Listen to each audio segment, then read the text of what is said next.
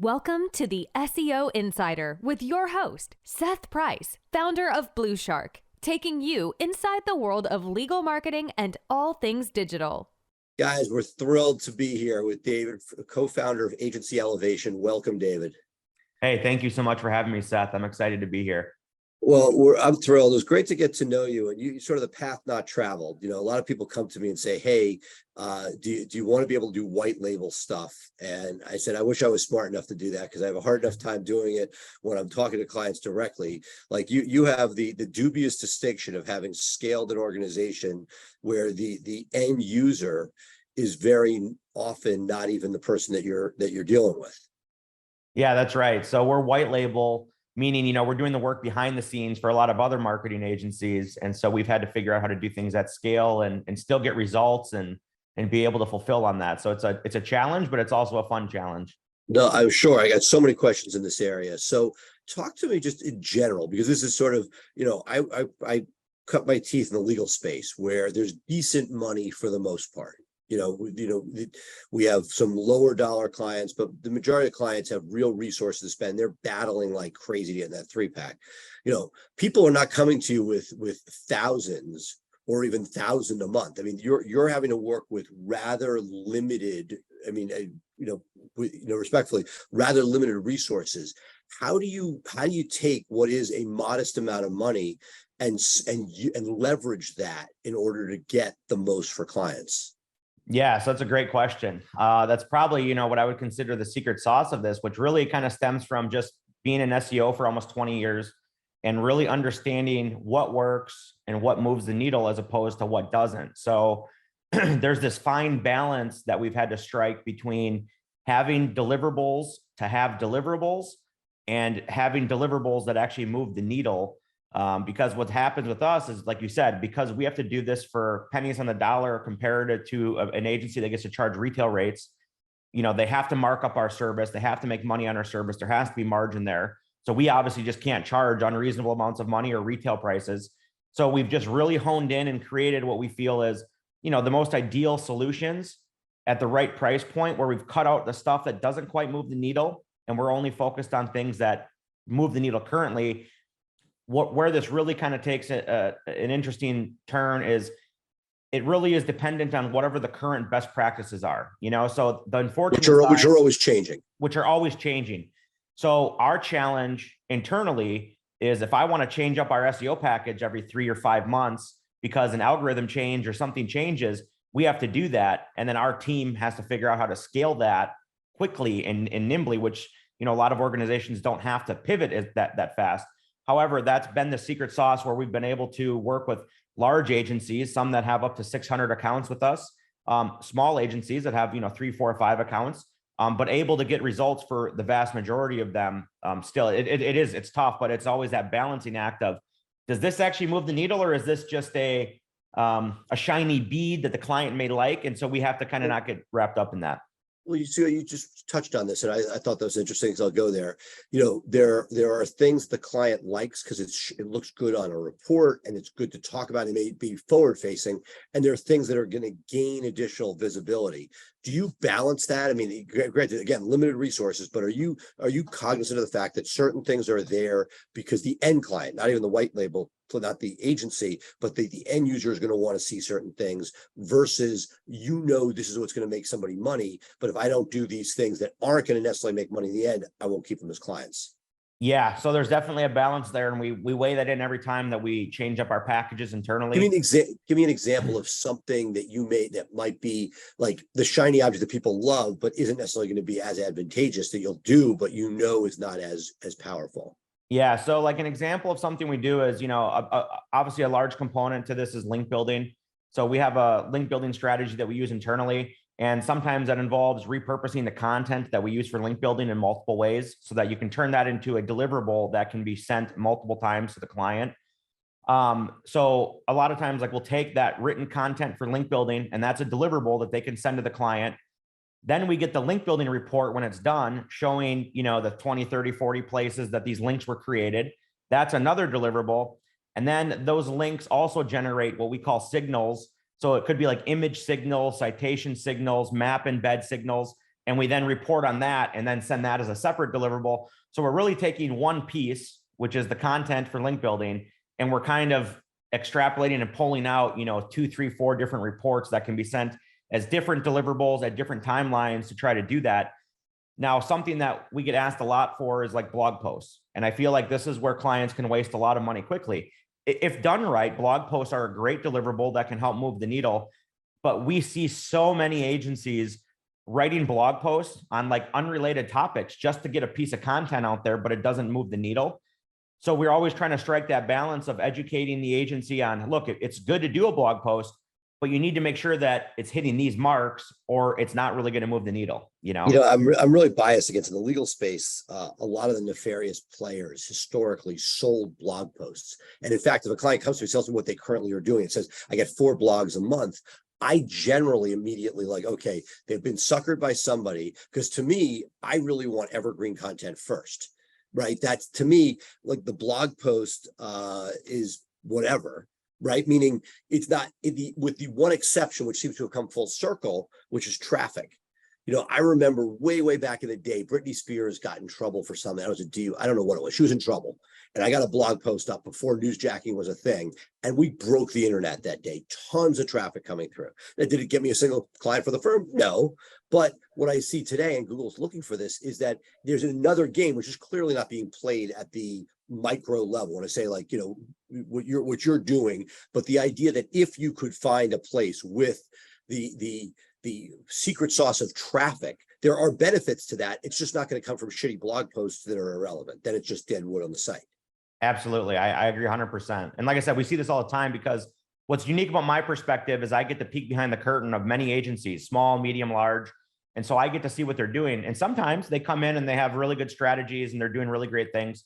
But most times, and I would say often, they're missing the mark on strategies that are, like you said, many years old. They don't really move the needle, or they're really focused on like a blog post or on a topic that's like barely sub-related to their industry they're in. And I'm thinking, if that generates you traffic, it's useless traffic. So they're doing it just because it's a low volume keyword. So they can go to the client and say, look, we did this blog post and it generated this traffic. We're winning for you. So they keep paying. But sales are down, conversions are down because it's not the right type of traffic. So I agree with you. Right. And I guess the only exception to that is if it's crazy traffic, there are probably some trust symbols that might in the algorithm outweigh it, based on what we're seeing today. Correct. And, and it also depends on the industry. I will say in legal, you do have a lot more topics, that people would ask questions and do research on. So I do feel like there is some things there that you can do on a local level that people search for, like, what does this mean? Or what does that mean? People do search for those things before hiring an attorney. But we have, like, say, pressure washing. We have agencies that do pressure washing, and they have 100 clients, and people aren't doing research on pressure washing. It's very simple. It's, hey, we want to pressure wash the outside of our house because it's dirty, and here's a before and after picture. There's not right. And the search volume for, like, what are the risks of power wash are very low. Correct. And nobody's really doing that. It's like, maybe they're like, what are the risks of pressure washing on brick or something? But, if they have vinyl, people just know it's just normal. It's common. You don't really have a lot of questions. Or a car dealer. There's not a lot of research on a car dealer. It's like, you made your research on the model you're buying, but you're not going to be then seeing content on your local car dealer site. So really, it's like, our blog post super beneficial for a car dealer? I don't really think so, unless you can identify a topic locally that is actually getting search volume. And locally is the key, right? Because we know, I don't know, I travel enough that I always, when I Google something, the Point Sky or one of these other people come up without private equity back, right? These are real content creators that are doing stuff nationally. If you're a Minnesota,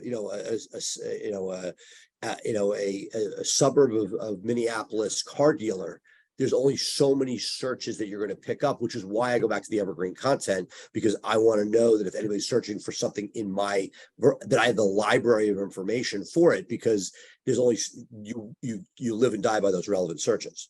Agreed, 100%. And another agency we took on, I can't, say who they are, but they do mostly enterprise work, but they took on a few local clients, and they had a dentist, and they were targeting national terms like, what is this procedure? What is that procedure? And they were ranking actually decently well on that blog post for it. And it was generating thousands of visitors a month, unique visitors. But when I looked into analytics and I pulled the traffic on that page, it was literally from all the other states except the one they're in. And they got 0 clients from this. Well, And right, that's a but I think that problem. that's the one place where, if done right on a macro level, some of that stuff. Now, in the legal space, you can sometimes refer stuff out in the injury side. But look, yes, it could tie your phones up. But the flip side is, if Google sees you as an authority and then they're deciding locally who to rank, that could be beneficial. Again, usually outside the budgets you're dealing with. But when you hit pay dirt, even when it's so, this is something that I struggle with in the legal space. I'll give you an example. Like red light cameras are a big deal. Speed cameras, big deal, like very controversial in our markets. Tons of traffic, not monetizable as a lawyer. You will not make money because it's a nut there. Let's say a ticket is $200. It is taken. There are no points associated with it, which where the lawyer helps out is getting rid of the points. So you're stuck with a situation where it's cheaper to pay it than it is to hire a lawyer. Right. So there's no business. At the same time, I'm always, and my intake is get it off the site, get it off the site. But I've sort of been torn because I know that meaningful traffic, like TV advertisers over the last year plus, have had a huge advantage in the Google algorithm because there's so much branded search coming in. Because if you see it on TV, you're not searching for injury lawyer generally, you're searching for that name, which drives more traffic through the site. So my feeling is, it pains me to get rid of traffic, even when it's not relevant. And again, if it's harmful, if it's bouncing, all that stuff you don't want. But I feel like it's a full continuum where it starts out, you want the relevant traffic. You don't want just modest crap traffic. But if you could really crack the code and get real traffic through a site that's in your sphere, then all of a sudden, you become a thought leader of power washing.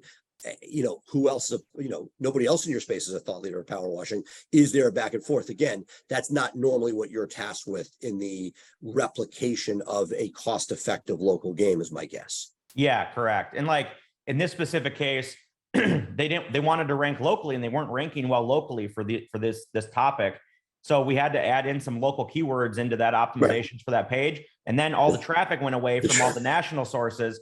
And then it looks like the campaign is tanking, and really we're not. We're actually getting you more targeted traffic now. But that's a difficult thing to understand and try to relay to the agency, and then they got to relay it to their client. So that's like the different struggles we see on a week-to-week basis. No, we see that also because you could go national, you go statewide, right? Which is still, if it's 4 hours away, you're not going to be getting power washing jobs from there unless you open an affiliate there. And then so like at each stage, there's a decision of relevant traffic versus monetizable traffic. Talk to me. A lot of people watch the show. We have some experts like you and other agency gurus. A lot of guys are sitting there starting out. What are some of the tips or tricks that you recommend in local search specifically? And I come to you as the guru of how to do this. Not like money's no object, but money is very much the object, the margins you're dealing with. So where are the places people should be starting when they want to build out a great local presence? Yeah, absolutely. So, I mean, what's critical there is having a good website linked to your Google business profile listing is always going to be the foundation, and having a local listing that is fully optimized, meaning fill it out in its entirety. Make sure you have photos, especially if you're an attorney, make sure you have pictures of your team, all the attorneys, your staff, pictures of your building, inside, outside, all the rooms, really make it robust, because Google loves to see that there's rich media on all facets of a campaign, whether it's your Google business profile listing, your website. And then when you link those two together, make sure that they're congruent and they talk to each other. And then beyond that, the biggest thing that we see that can move the needle in map rankings specifically is getting consistent reviews. So we see a lot of agencies that do a great job of optimizing the listing. And then I'm like, hey, you haven't had a review in 3 months. And I know that this is a bigger law firm or a bigger pressure washing company or whatever. And I know you have a lot of clients that you're cycling through. Why are you not hitting more reviews? Because one of the biggest trust factors from Google is real customers leaving real reviews on a consistent basis. And I've seen that literally propel a listing multiple spots within weeks if they're getting consistent reviews in. So I think that's it's the bane of our existence, right? We can do everything you're talking about. Great links, great content. We have all these things set up.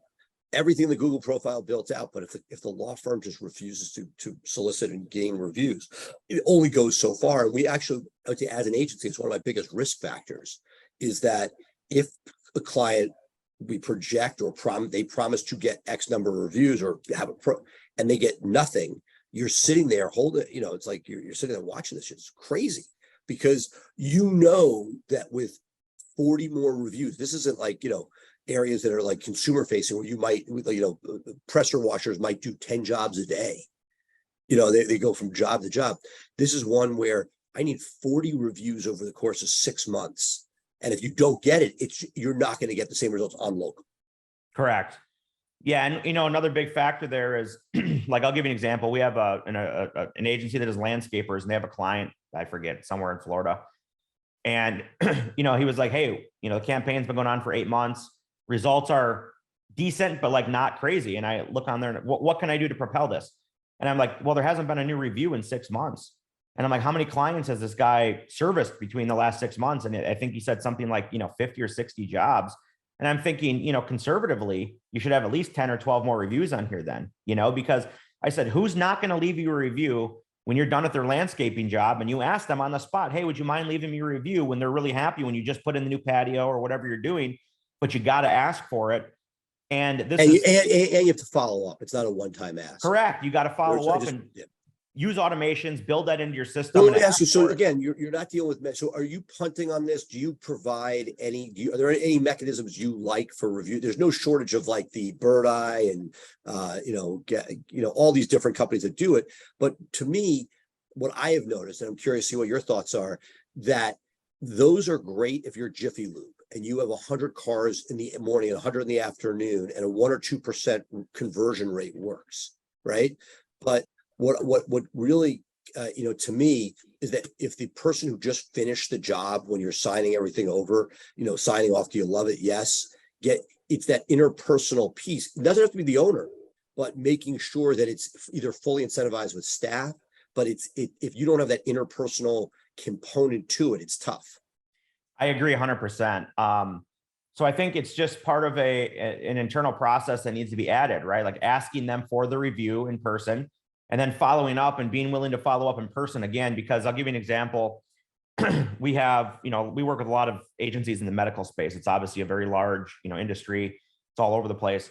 Dentists, for example, see a lot of patients, but they just send like a really cold email follow-up that's like automated, like, 2 weeks later. Well, no, you know what? You did my teeth cleaning, and 2 weeks later, I'm not really that interested in leaving the review because it's over. I've moved on. I'm not going to take that time.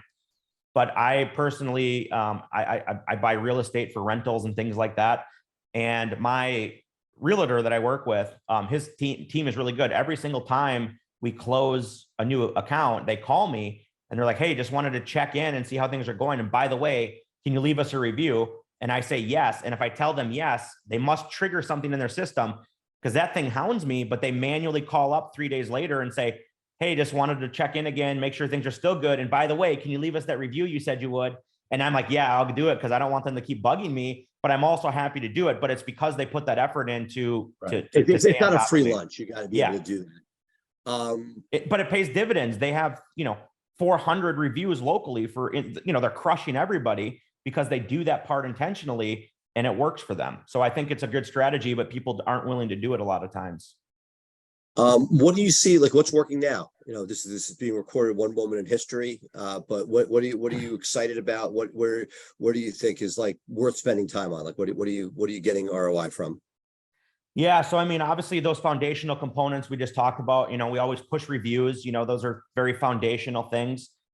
We're starting to see there's a lot of talk, obviously, about AI content, the implications of that long-term. Google keeps coming out with updates sporadically saying, well, it's okay, it's not okay, this is okay, that's not okay, this part's okay.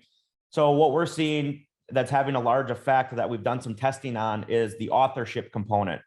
So more important than what we're seeing with whether the content is AI or human generated right this second, we're seeing a lot of linking with authorship. And I think this actually relates to the reviews. Reviews, because they are effective in moving the needle. Right. There's been this issue ongoing for a while now where it's hard to get reviews to post to your listing. So I'm sure you guys not everything posts. Yeah, where people will leave a review and it just doesn't come through. The reason for that is because it's so easy to fake reviews. Google had to start working on and modify their review algorithm to only allow real reviews through.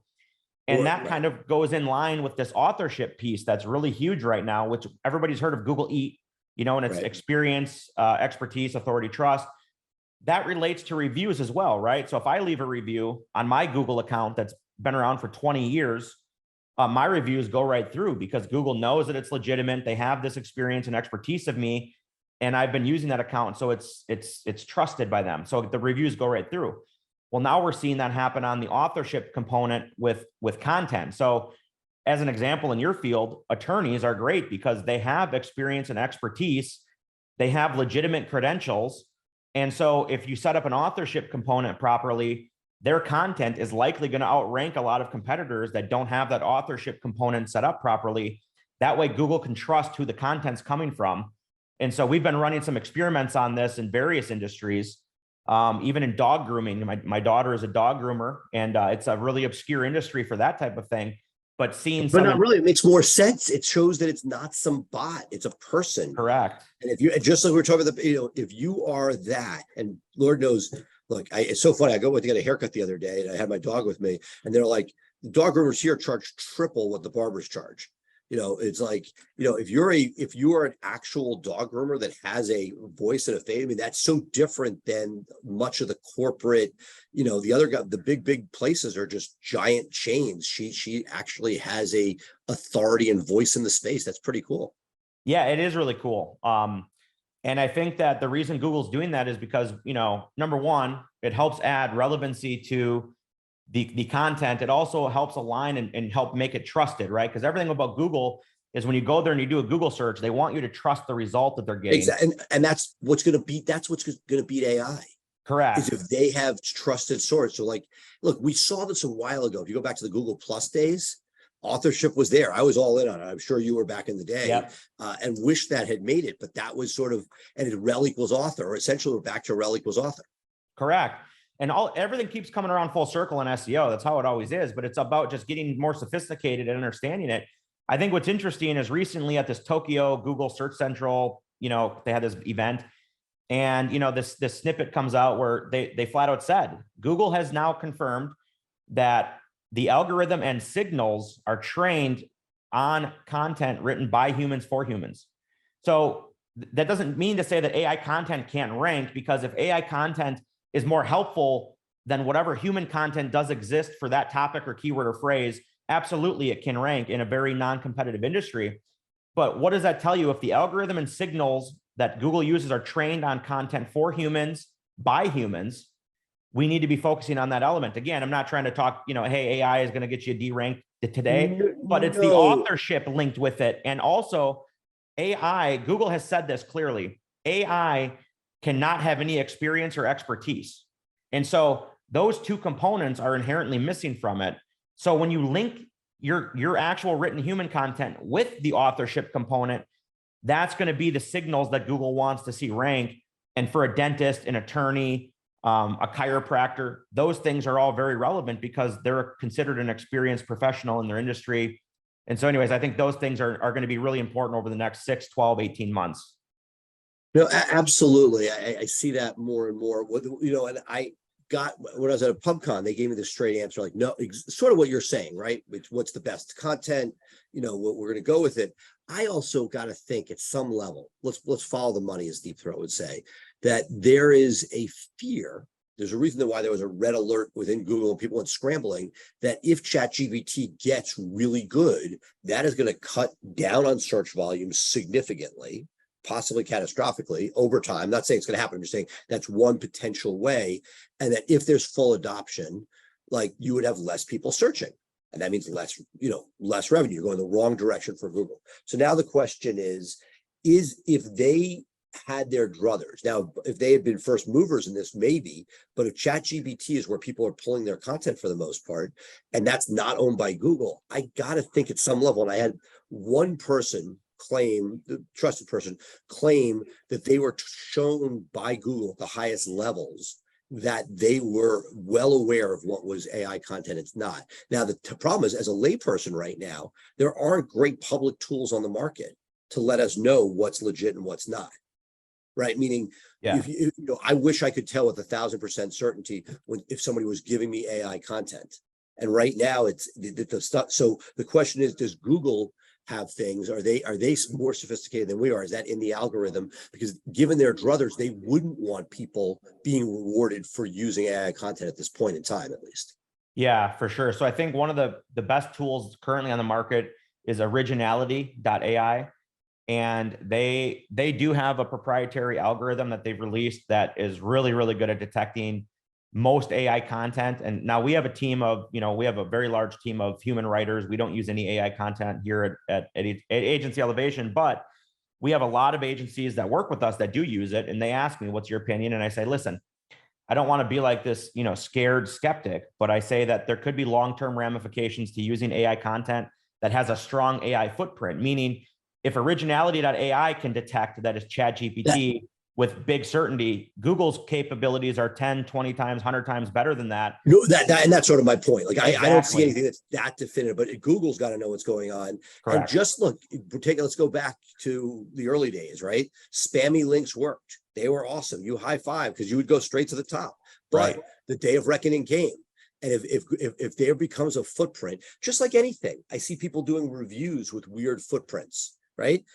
Google's caught up. They're local. They punted on for a long time. They now know when there's a review wheel, for lack of a better word. I just made that up. But Correct. The idea is like they are now stripping things away that don't make sense. And at some point, they haven't been too malevolent, but imagine if, they get to the point where like, you know what, if you have this many bad reviews or you have this much AI content, we're dinging the whole thing.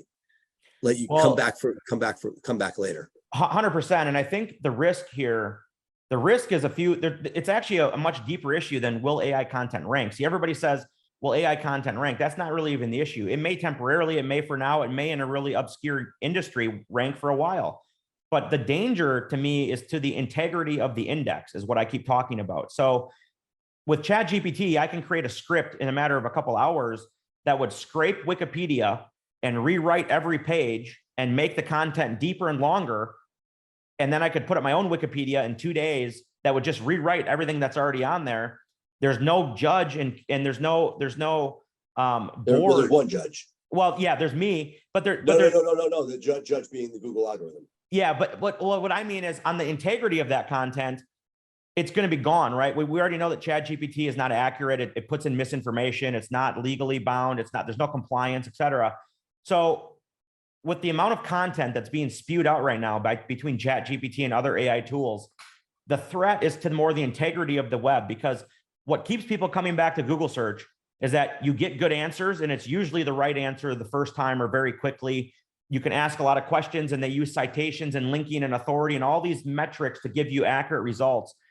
The true danger to AI content, in my opinion, is that it weakens the integrity of the web because it's just going to spew a bunch of misinformation or a bunch of generic information over and over and over and over and over again. And then what you're going to have is Google's going to have a big problem because people aren't going to come back to Google for the results anymore. And then they're going to lose money and revenue, which is why I think they're going to be forced to take a proactive, strong stance on AI content. Again, not that it can't rank if there's no other better options.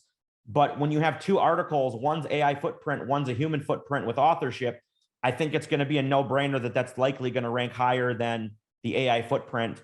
And so I think long-term, that's important to just kind of be aware of, I think you're exactly right. This is awesome.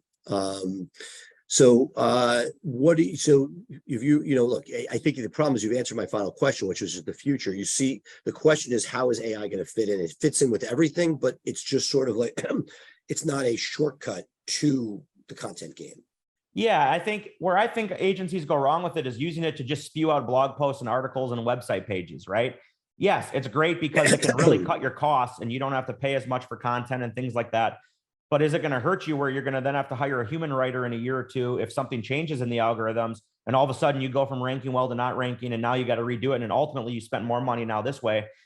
I think AI is really, really beneficial for productivity and the introduction and integration into spreadsheets and responding to emails and different things. Like there's a lot of things that AI does really well, creating newsletters, social media posts, even ad copy testing, things like that I think are awesome.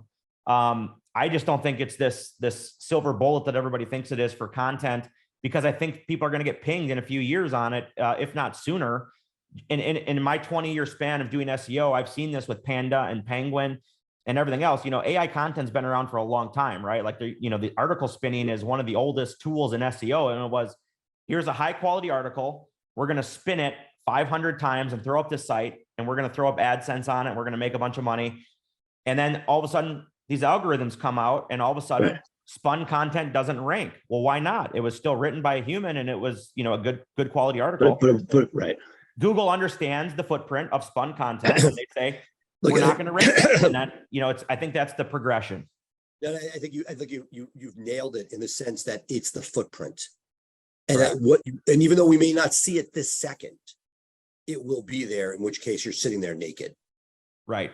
I think so. I just don't think it's like building your house without using the right foundational, do you want to, what's better, a poured foundation or brick? Well, typically a poured foundation stronger, but it costs a little more upfront. Is that the right way to go? I'd rather build my house with stone, not sticks, That's awesome. Well, David, this has been awesome. A great ride. We'll have to have you back to talk further.